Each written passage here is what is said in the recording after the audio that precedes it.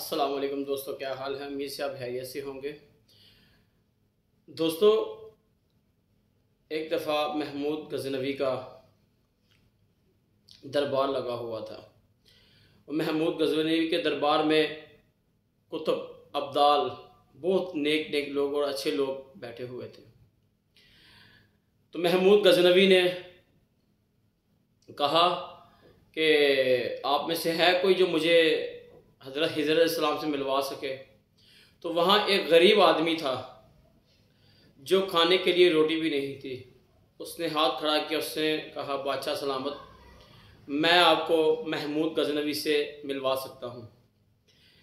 तो महमूद गज़नवी ने कहा कि ठीक है, तुम मुझे महमूद गज़नवी से मिलाओ और आपकी शराइत क्या हैं। दोस्तों, उस गरीब आदमी ने कहा, मेरी शराइत ये है कि मुझे 6 महीने दरिया के किनारे छिला काटना पड़ेगा और आपको जो मेरे घर में है वो राशन कफ़ालत जो भी है वो आपके ज़िम्मे होगी। महमूद गज़नवी ने ये हामी भर ली। उसने कहा, ठीक है, तुम छिला काटो, आपके घर की कफ़ालत मैं खुद कर दूँगा। दोस्तों, ऐसे ही करते करते उसके 6 महीने पूरे हो गए। महमूद गज़नवी ने अपने लोगों को भेजा कि जाओ उसको लेके आओ कि 6 महीने पूरे हो गए हैं, तो मुझे हज़रत खिज़र अलैहिस्सलाम से मिलाया जाए। जब उस आदमी को दोबारा दरबार में लाया गया 6 महीने के बाद, तो उससे पूछा गया कि बताओ क्या बना, हज़रत खिज़र अलैहिस्सलाम से आपने मुझे मिलवाने का वादा किया था 6 महीने बाद। तो दोस्तों, उसने कहा कि बादशाह सलामत, मेरा जो इल्म था, जो अमल था, जो चिला था, वो गलत हो गया। मुझे 6 महीने मज़ीद दरकार हैं, मुझे 6 महीने मज़ीद छिला काटना पड़ेगा। दोस्तों, हज़रत महमूद गज़नवी ने जब ये छिला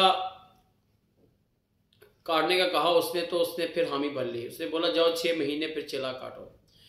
दोस्तों, 6 महीने पूरे हुए। 6 महीने के बाद दोबारा जब उसको महमूद गज़नवी के दरबार में पेश किया गया तो उसको कहा कि बताओ, क्या तुमने हज़रत खिज़र अलैहिस्सलाम से मुझे मुलाकात करवानी थी, अब 6 महीने मज़ीद पूरे हो गए हैं, क्या अब कहाँ मुलाकात करवाओगे। दोस्तों, वो गरीब आदमी था। उसने कहा कि महमूद गज़नवी, मैंने वो झूठ बोला था। मेरे जैसा गुनाहगार आदमी भला हज़रत खिज़र अलैहिस्सलाम से तुम्हारी मुलाकात कैसे करवा सकता है। लिहाजा ये झूठ मैंने इसलिए बोला था, मेरे घर में बच्चे भूखे थे, कई दिनों से बिलख रहे थे, हमें खाने के लिए कुछ भी नहीं मिलता था। तो मैंने सोचा चलो ऐसे मेरे बच्चों की कफ़ालत भी हो जाएगी। उसने झूठ बोला था। तो महमूद गज़नवी ने वहाँ बैठे वज़ीर से पूछा कि बताओ इसके साथ क्या करना चाहिए। उससे बोला, इसने बादशाह सलामत के साथ झूठ बोला है, इसकी गर्दन जो है इसके धड़ से अलग की जाए। तो साथ बैठा एक बड़ा रूहानी सा शख्स वहाँ बैठा हुआ था। तो उसने कहा कि बादशाह सलामत ये बिल्कुल ठीक कह रहा है।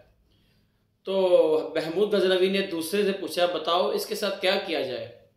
उसने कहा कि बादशाह सलामत, इसने आपके साथ झूठ बोला, बहुत बड़ा धोखा किया है, इसको कुत्ते के आगे डाल देना चाहिए ताकि ये अज़ियतनाक मौत मरे। तो दोस्तों, वहाँ बैठा जो रूहानी बुज़ुर्ग था उसने कहा कि बादशाह सलामत, इसने भी ठीक कहा।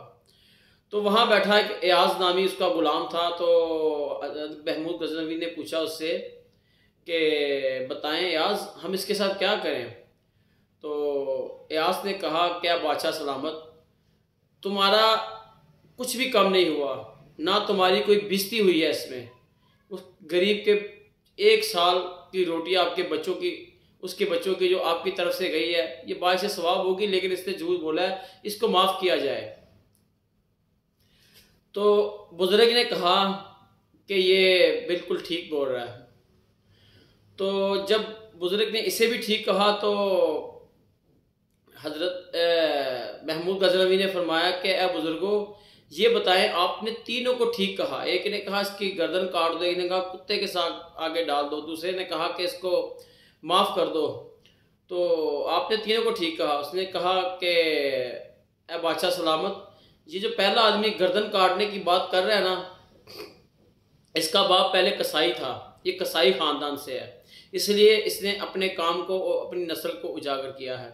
और ये जो दूसरा आदमी है, इसका बाप बादशाहों के कुत्ते नहलाया करता था। तो इसने अपनी नस्ल को उजागर किया है और वो कुत्तों का कारोबार जो था उसके जेहन में था, इसलिए इसने बताया कि उसको कुत्तों के आगे डाल दो। और जो ये एयाज है ये एक सैयदजादा है।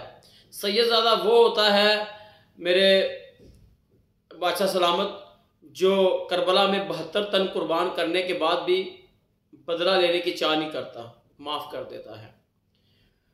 तो ऐसे ही जब एयाज से पूछा कि एयाज तूने आज तक बताया नहीं कि तू सैयदजादा है, उसने बताया कि ये राज मैं पोशीदा ही रखा था बादशाह सलामत, मैंने आज तक नहीं बताया था कि मैं सैयदजादा हूँ।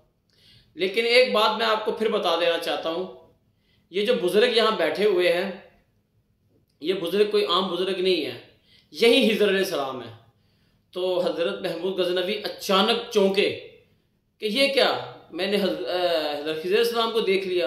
तो अचानक ही वो बुज़ुर्ग जो थे वहाँ से गायब हो गए, वहाँ मौजूद नहीं थे जहाँ पहले मौजूद थे। उसने देखा कि वो अब यहाँ नहीं है। तो उसने बोला कि हज़रत हिज़र सैयदजादे तुमने पहले क्यों नहीं ये बताया कि तू एक सैयद है। उसने बताया कि ए बादशाह सलामत, अगर मैं आपको पहले बताता हो सकता है कि जो काम मैं आपके लिए करता हूँ वो ना कर सकता, क्योंकि ये राज मैंने पोशीदा ही रखा।